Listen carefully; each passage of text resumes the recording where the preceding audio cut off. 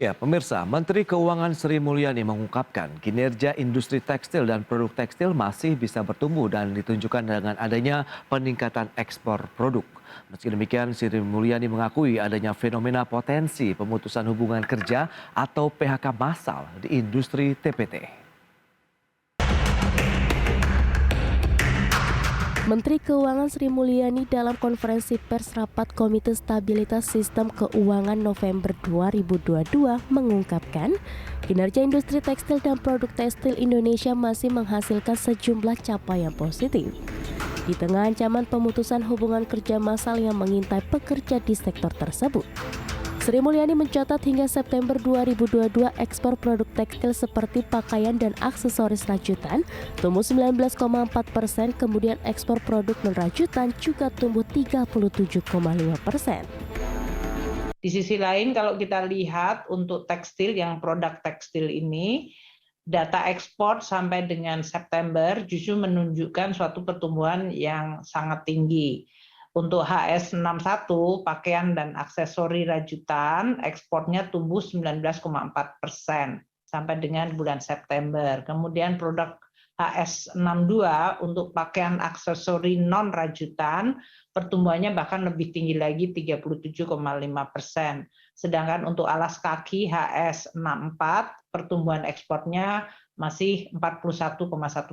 Jadi dalam hal ini terlihat bahwa ekspor untuk beberapa produk-produk tekstil, baik tadi rajutan, non-rajutan maupun alas kaki masih cukup tinggi.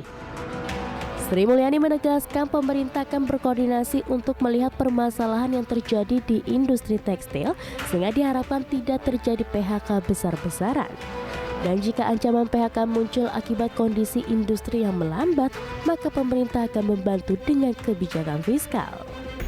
Namun Sri Mulyani melihat ada kemungkinan PHK terjadi karena relokasi banyak pabrik, utamanya ke Pulau Jawa. Relokasi tersebut terutama didorong oleh infrastruktur yang sudah baik dan tersambung. Menurut Sri Mulyani, jika PHK terjadi karena relokasi pabrik, maka tidak akan mendorong angka pengangguran yang tinggi. Sebab sudah pasti wilayah baru yang dituju pabrik tersebut menciptakan lapangan kerja baru. Meski demikian, Kementerian Keuangan akan berkoordinasi dengan kementerian lain yang terkait dengan PHK, seperti Kementerian Ketenagakerjaan dan Kementerian Perindustrian dalam menekan potensi PHK massal di industri TPT. Dari Jakarta, Raharjo Patmo, IDX Channel.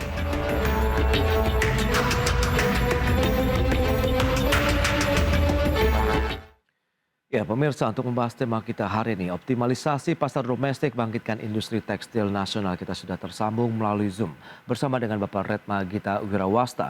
Beliau adalah Ketua Umum Asosiasi Produsen Serat dan Benang Filamen Indonesia. Ya, halo Pak Redma, apa kabar? Pagi. Ya, salam sehat Pak Redma. Ya, sehat. Yes, terima kasih. Ini menarik kalau kita cermati, baru saja disampaikan begitu Bu Sri Mulyani, memang untuk kinerja ekspornya ada peningkatan. Sementara ramai sekali juga pemberitaan begitu beberapa hari terakhir ini dari industri TPT gitu, tekstil dan juga produk tekstil justru tengah dibayang-bayangi ancaman PHK besar-besaran. Sebenarnya bagaimana sih kondisi dari industri TPT saat ini, Pak Redma? Saya sedikit koreksi dulu ya. Tadi yang Bu Sri sampaikan itu kan HS6162, itu HS Garment. Karena tekstil itu kan dari HS50 sampai HS63, itu yang Bu Sri lupa kali ya. Okay. Kalau kita melihat memang kalau ekspor garment sampai September itu pasti masih naik ya, karena kan ordernya yang kita buat order di kuartal 2, jadi kalau kuartal 3 masih ada ekspor. Tapi kalau kuartal 4 saya kira karena order di kuartal 3 sudah mulai menurun, pasti di kuartal 4 nanti akan turun ekspornya. Itu yang pertama. Yang kedua, kalau kita melihat fenomena kain di kuartal 3 kemarin sudah turun, ekspornya turun 26%. Importnya naik 20%. Jadi kalau kita melihat sampai September, year on year ya, datanya, kita ngomong HS50 sampai HS63 ya. Ekspornya turun 7%, importnya naik 4%. Itu sampai September nanti sampai kuartal 3. Kuartal 4 kami melihat karena ada penurunan order, terutama dari Amerika Serikat dan Eropa, garment pun ekspornya kami proyeksikan akan turun. Nah, ini yang membuat industri kenapa banyak melakukan PHK, karena memang di kuartal 3 banyak order yang di reschedule ya, di reschedule ke kuartal berikutnya, bahkan ada di reschedule ke kuartal 1 dan kuartal 2. Jadi ada fenomena seperti ini, ekspornya proyeksi ekspor turun karena sekarang produksinya sudah banyak yang menghentikan produksi, pasti ekspor nanti turun. Nah, menghentikan produksi ini yang menyebabkan terjadi banyak fenomena PHK, bukan hanya di industri garmen, termasuk di industri tani ya, yang lebih dulu ya, yang di hulu, termasuk produsen kain dan produsen benang dan produsen serat.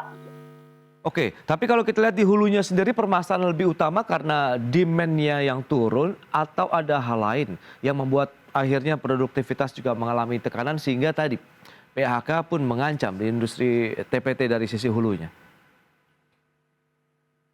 Iya, demand-nya yang turun, terutama di demand domestik ya. Karena kita kan hulu ini kan 75% kan kita suplai domestik. Ekspornya juga sudah turun karena memang demand di beberapa negara tujuan ekspor kita juga turun. Yang paling pasti di pasar dalam negeri, karena pasar dalam negeri untuk konsumsi dalam negeri kan impornya masih banyak. Nah, terus juga untuk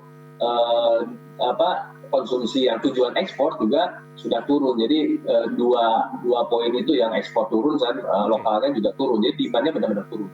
Baik, tapi kalau misalnya pemerintah tadi menyampaikan adanya peningkatan dari sisi ekspor, apakah itu juga harusnya berkontribusi dari sisi hulunya untuk benang, filamen dan juga serat, Pak Redma? Iya, itu kan sampai kuartal 3 ya. Kalau kita lihat, itu kan ada lag time ya. Kalau kuartal 3, kalau kita ekspor di kuartal 3, artinya kita memproduksinya di kuartal 2. Atau ada 2 bulan sudah gitu ya. Jadi kalau datanya kuartal 3 ekspornya naik, untuk garmen ya, karena kalau untuk kain kan sudah turun 26% gitu ya untuk ekspornya. Okay. Kalau untuk garmen, tapi kan kita itu diproduksinya di kuartal 2 atau kuartal 3 awal. Sedangkan untuk nanti kuartal 4, data kita ngomong kuartal 4, kan kita produksinya di kuartal 3. Yeah. Nah, kuartal 3 ini kalau kita lihat fenomenanya ya produksinya turun banyak. Oke, turun banyak. Berarti kalau kita lihat utilisasi dari pabriknya sendiri bagaimana begitu, dan ancaman PHK-nya juga seperti apa? Apakah sudah terwujud atau memang ini baru rencana yang akan dilakukan mengingat tadi adanya penurunan demand sendiri di kuartal 3? Kalau di hulu sih di kami belum ada PHK ya, tapi yang merumahkan karyawan udah sampai sekitar 1.500 karena ada 1 pabrik full stop, ada 3 pabrik yang hanya jalan 1 line, yang sisanya jalan ada yang 2 line ya. Ada juga yang full running tapi mereka sampai nyewa gudang karena dia harus terpaksa harus full, dia nggak mau merumahkan karyawan. Jadi dia terus melakukan produksi tapi mereka nyewa gudang yang sangat besar. Itu di hulu. Kalau di hilir kami di midstream, di industri kain, itu yang PHK sudah banyak. Kalau kita lihat data dari teman-teman di Snaker, laporan di Snaker di Jawa Barat dan juga dikonfirmasi oleh teman-teman API yang anggotanya melapor ke sana, itu kan ada sekitar 45.000 orang. Bahkan kalau per hari ini mungkin kami bisa proyeksi sekitar 78.000 orang. Wow, itu yang dirumahkan? Dirumahkan dan PHK.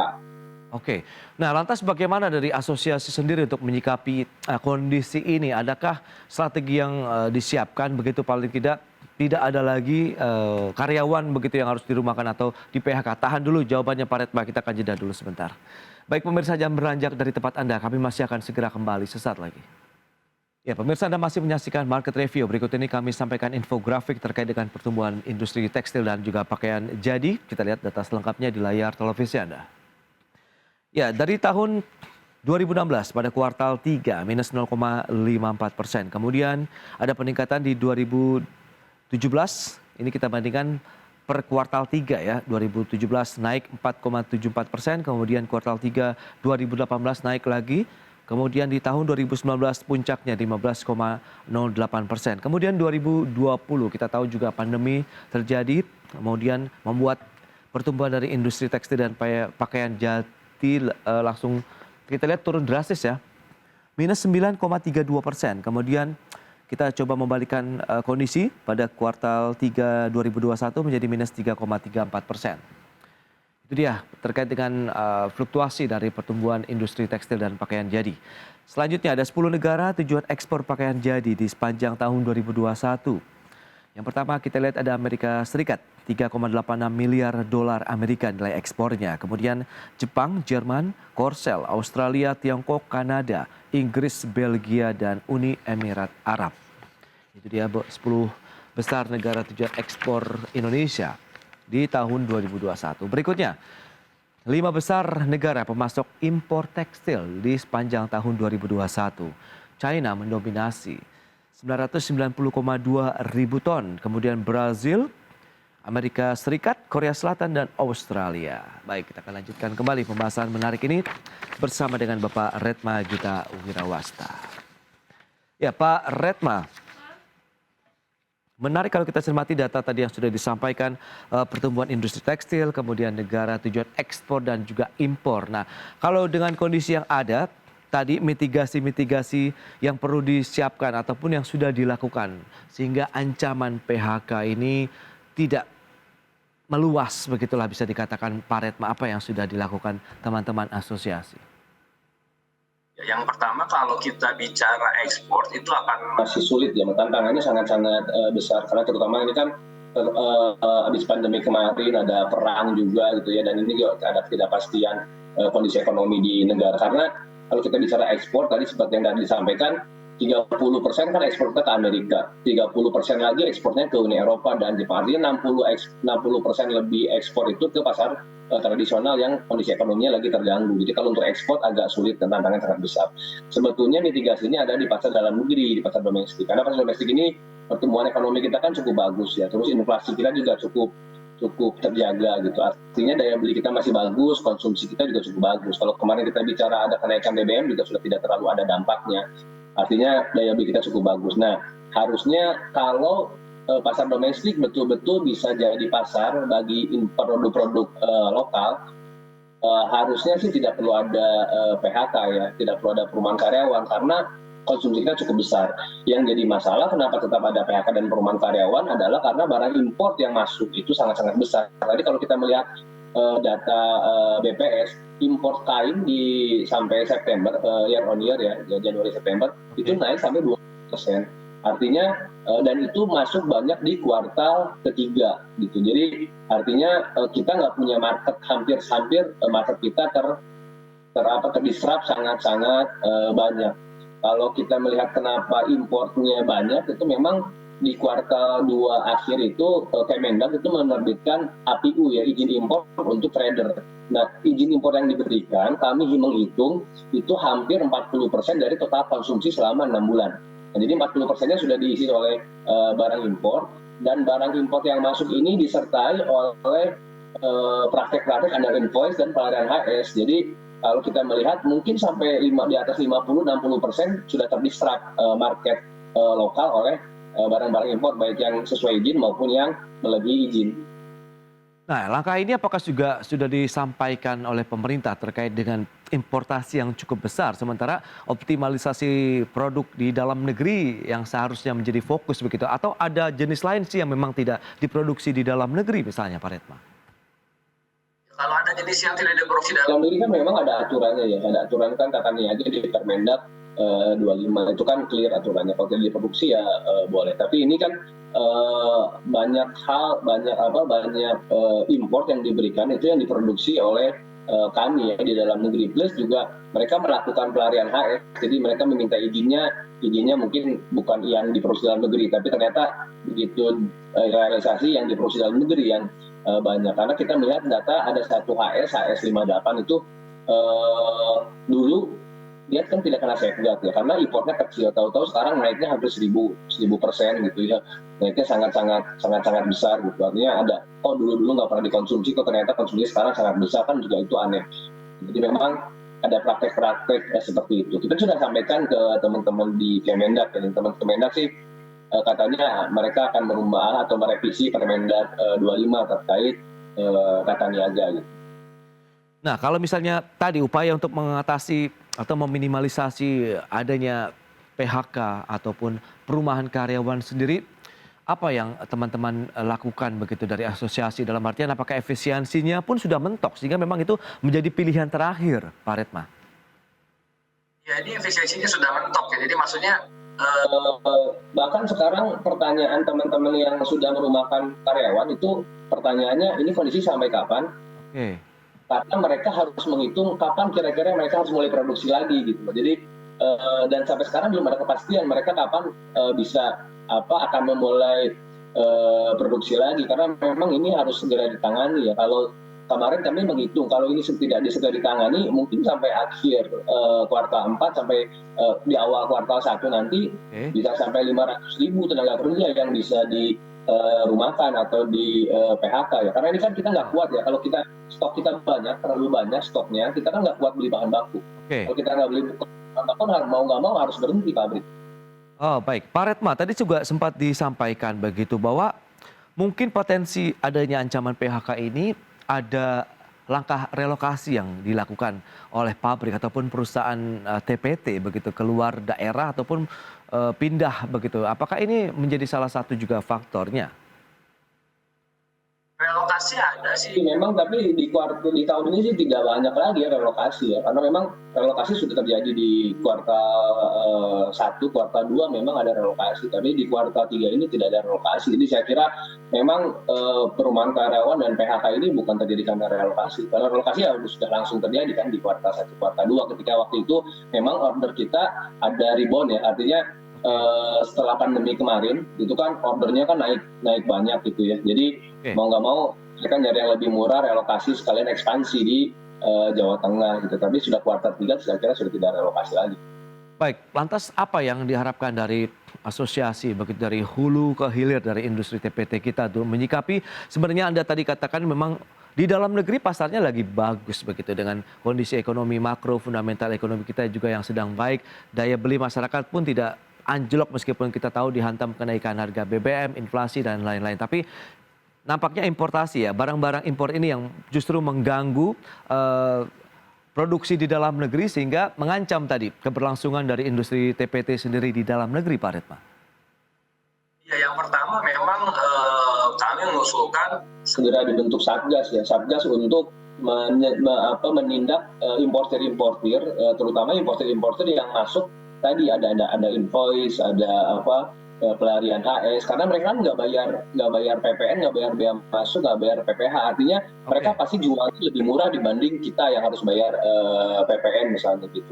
Nah itu juga perlu ditindak dan ini perlu diperiksa karena nama-nama importirnya Kementerian Perdagangan punya gitu ya, artinya itu kan mereka minta izin impor, kami dengar ada juga izin impornya yang dijual ke produsen di Cina, misalnya jadi produsen di Cina yang langsung masukin barangnya ke sini gitu dan dia langsung menjual door-to-door. Bahkan kalau kita melihat di salah satu di Hollywood ya, di salah satu wilayah di Bandung itu ada kayak semacam Chinatown baru khusus untuk kain dan barang-barangnya langsung dari Cina dan mereka dapat izin impor dari izin yang dijual oleh pihak-pihak yang mendapatkan izin dari Kemendak gitu. Jadi itu saya kira memang perlu ditindak dan kalau ada tindakan tegas dari pemerintah saya kira barang-barang impor ini bisa langsung diamankan, jadi kita bisa mulai jual di pasar dalam negeri. Saya kira kalau kita bisa menjual barang-barang kita di pasar dalam negeri, tidak perlu lagi ada tambahan PHK, bahkan yang kemarin dirumahkan pun kita bisa tarik kembali untuk bekerja. Oke, padahal barang-barang yang diimpor pun sebenarnya bisa diproduksi di dalam negeri begitu Pak Redma? Bisa. Karena sama kan, karena kita biasa memproduksi barang yang dikonsumsi oleh masyarakat. Maka kalau kita melihat di kuartal 1 dan kuartal 2, tadi kan kalau kuartal 3 kan masih minus ya pertumbuhan 2021. Kuartal 4 masih minus tapi sudah mulai positif 5. Nah, di kuartal 1 itu pertumbuhan kita 12%, di kuartal 2 pertumbuhan kita 13%. Artinya selama 2 kuartal ini kita sangat-sangat bisa memenuhi demand di pasar dalam negeri. Barang-barang yang biasa dikonsumsi sudah biasa kita produksi. Oke, nah lantas kalau kita cermati dengan kondisi ini, optimisme Anda bagaimana begitu supaya optimalisasi pasar domestik ini benar-benar terjadi dan kita menjadi tuan rumah di negeri sendiri, Pak Redma? Memang saya harap segera pemerintah segera melakukan tindakan membenahi pasar dalam negeri dengan cara tadi menindak tegas para importir terutama yang masuk secara ilegal. Jadi kita bisa segera untuk melakukan produksi lagi tanpa harus menunggu kondisi pasar internasional, karena pasar internasional ini kan nggak bisa kita prediksi ya, tergantung mereka di sana gitu ya. Kalau pasar domestik kan kita bisa atur. Jadi saya kira pasar dalam negeri pasarnya masih cukup baik, masih cukup konsumsinya masih bagus, daya beli masih bagus, yaitu yang harus kita jadikan jaminan pasar bagi produk dalam negeri. Baik, itu dia dengan sejumlah permasalahan yang ada, industri TPT di dalam negeri nampaknya juga masih terus berjuang begitu ya. Meskipun pasarnya oke, tapi masih ada tantangan lain yaitu hantaman dari importasi produk-produk TPT dari luar negeri begitu yang nyata-nyata tadi sudah Anda sampaikan Pak Redma itu bahwa bisa diproduksi sebenarnya di dalam negeri. Baik, semoga nanti ada win-win solution juga begitu ya dan menjadi perhatian dari pemerintah. Pak Redma, terima kasih banyak ini atas waktu dan sharing yang Anda berikan. Selamat melanjutkan aktivitas Anda kembali. Salam sehat, Pak Redma.